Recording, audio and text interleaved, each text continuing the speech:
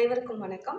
உலக அளவிய அளவில் மலர் மருத்துவத்தை கொண்டு போய் சேர்ப்போம். வீட்டுக்கொரு மலர் மருத்துவரை உருவாக்குவோம். சிவசங்கரி மனநல ஆலோசகர், spiritual healer, Bach flower therapist, life centre இன்னைக்கு சென்னையிலேருந்து. மீண்டும் உங்கள் எல்லாரையும் சந்திக்கிறதுல ரொம்பவே சந்தோஷம். நாம் இன்னைக்கு இந்த வீடியோவில் பார்க்க போகிற விவரம் எதை பற்றினது அப்படின்னா, எந்த பக்கம் திரும்பினாலும் எனக்கு ஒரே பிரச்சனையாக இருக்குது. நாலா பக்கமும் எனக்கு ஒரு பிரச்சனை. மன நிம்மதி அப்படிங்கிற ஒரு விஷயம் எனக்கு இல்லவே இல்லை அப்படின்னு சொல்கிறதாகட்டும், ஒரு பர்டிகுலராக ஒரு நபரோ இல்லை ஒரு நிகழ்வோ தொடர்ந்து என்னை காயப்படுத்திகிட்டே இருக்குது.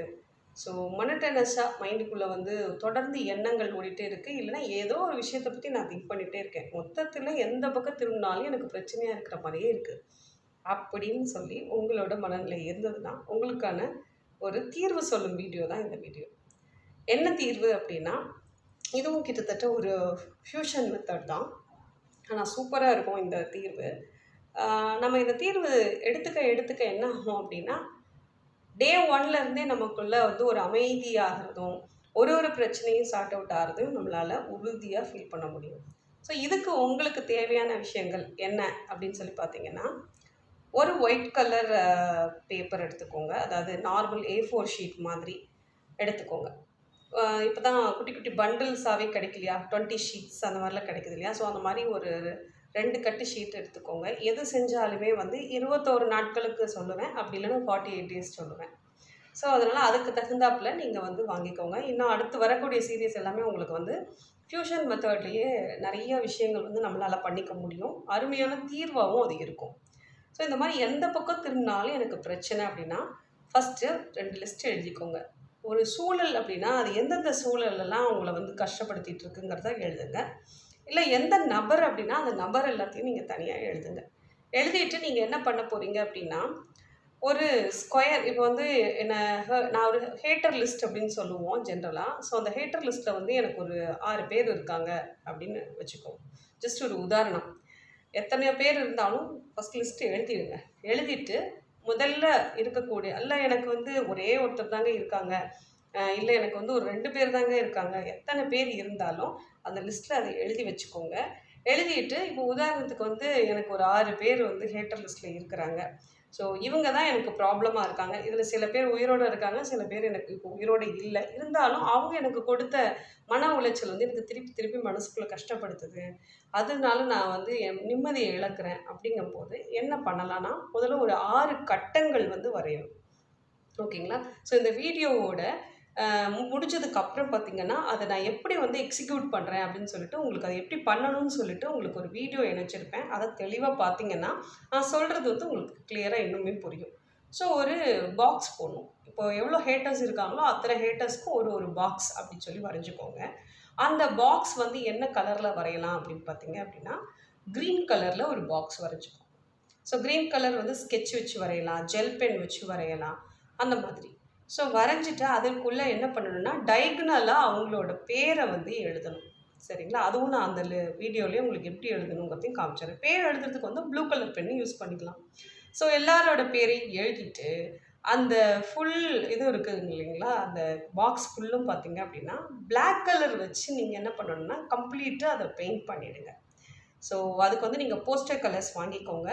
ஸோ இந்த வீடியோ நான் இனிமேல் தான் மேக் பண்ண போகிறேன். ஆனால் என் கையில் போஸ்டர் கலர்ஸ் இல்லை. பட் நான் சொல்லுவேன் எப்படி பண்ணணும் அப்படின்னு சொல்லிட்டு. ஸோ போஸ்டர்ஸ் கலர் வச்சு பிளாக் கலர் வச்சு நீங்கள் ஃபுல்லாக கம்ப்ளீட்டாக அந்த பாக்ஸை கிளியராக க்ளோஸ் பண்ணிவிடுங்க.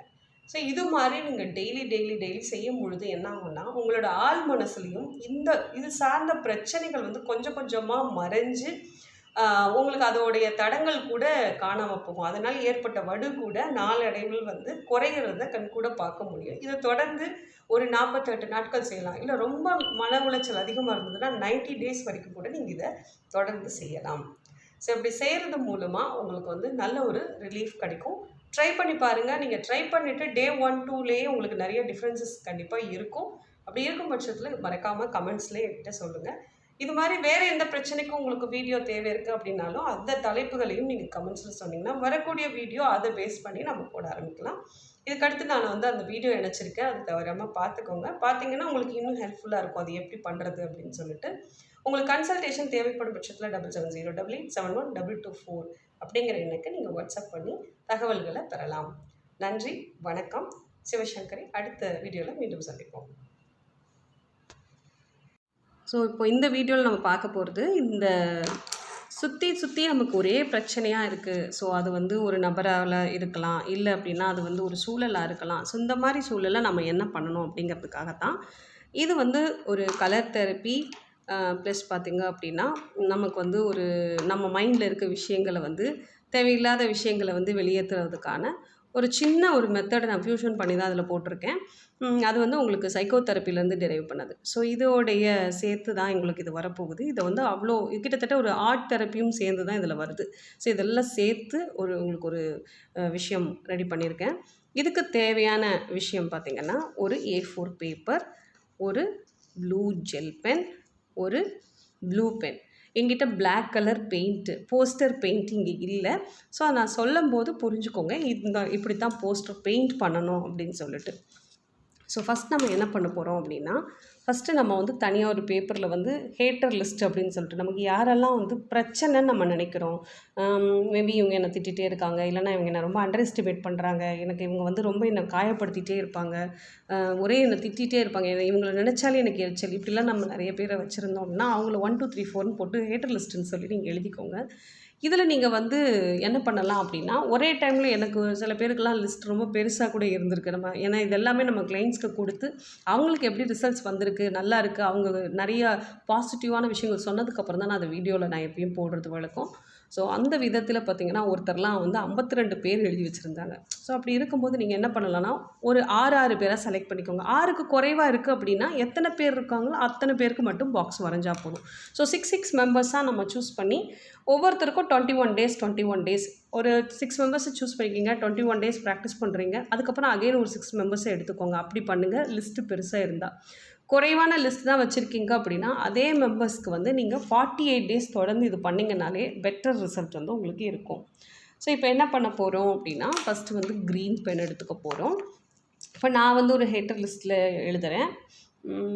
எக்ஸு, ஒரு ஒய், ஒரு இசட், இப்படி ஒரு 3 பேர் வச்சுருக்கேன்னு வச்சுக்கோங்க எக்ஸாம்பிளுக்கு. ஓகேங்களா? இது வந்து எக்ஸாம்பிள். சரி, இப்போ நான் என்ன பண்ண போகிறேன், இவங்க தான் எனக்கு ப்ராப்ளம். இந்த XYZ தான் எனக்கு ப்ராப்ளம். ஸோ ஃபஸ்ட்டு நான் வந்து இவங்களுக்கு வந்து 1 2 ஒரு 3. ஸோ பாக்ஸ் வந்து இந்த ஆர்டரில் தான் போடணும்னு இல்லை, எந்த ஆர்டரில் வேணாலும் நீங்கள் போடலாம். ஸோ இப்போ 3 பாக்ஸ் நான் போட்டேன். இப்போ இது மேலே வந்து இதை நான் என்ன பண்ணணும்னா, உள்ளே வந்து இப்போ நான் 3 நபர்கள்ங்கிறதுனால 1, இது 2, இது 3. சரி, அந்த 3 நபர்களை தான் நான் இது பண்ண போகிறேன். உங்களுக்கு தெரியணுங்கிறதுக்காக நான் நம்பர் போட்டிருக்கேன். இப்போ நான் என்ன பண்ண போகிறேன்னா, ஃபஸ்ட்டில் இருக்கிற நபரோட பேரை வந்து எழுதுகிறேன். ஓகேங்களா? ஏதோ ஒரு பேர் எழுதுறீங்க, இப்படி எழுதணும். அடுத்த நபரோட பேரை வந்து நான் எழுதுகிறேன், ஒய்ன்னு எழுதுகிறேன். ஓகேங்களா? ஸோ அடுத்து இசட். ஸோ இந்த மாதிரி, ஸோ இப்படி. ஓகேங்களா? இந்த மாதிரி எழுதுகிறோம். கீழேருந்து மேல் நோக்கி அப்படி எழுதுகிறோம். எழுதி முடிச்சுட்டு இப்போ இந்த ஸ்டேஜில் நம்ம என்ன பண்ணணும் அப்படின்னா, பிளாக் கலர் போஸ்டர் கலர் எடுத்துகிட்டு ஃபுல்லாக நீங்கள் என்ன பண்ணணும் அப்படின்னா, பிளாக் கலர் வச்சு கம்ப்ளீட்டாக இந்த பாக்ஸை வந்து கம்ப்ளீட்டாக க்ளோஸ் பண்ணுற மாதிரி பெயிண்ட் பண்ணுங்கள். அடுத்து 2வது, அடுத்து 3வது. இது நீங்கள் பண்ணும் பொழுதே அவ்வளோ ரிலீஃபாக இருக்கும் உங்களுக்கு. ஸோ இதெல்லாம் முடிச்சுடுங்க. இதெல்லாம் வந்து பண்ண உங்களுக்கு வந்து மைண்டில் அவ்வளோ ஒரு ரிலாக்ஸாக இருக்கும். ட்ரை பண்ணி பாருங்கள், உங்களுக்கு எப்படி இருக்குன்னு சொல்லுங்கள். இந்த வீடியோ உங்களுக்கு இது எப்படி இந்த இதை எக்ஸிக்யூட் பண்ணணுன்றதை புரிய வச்சுருக்கோன்னு நம்புகிறேன். இதுக்கு மேலே ஏதாவது டவுட்ஸ் இருந்துச்சுன்னா கமெண்ட்ஸில் கேளுங்க, நான் உங்களுக்கு ஆன்சர் பண்ணுறேன். அடுத்த வீடியோவில் சந்திப்போம். தேங்க்யூ.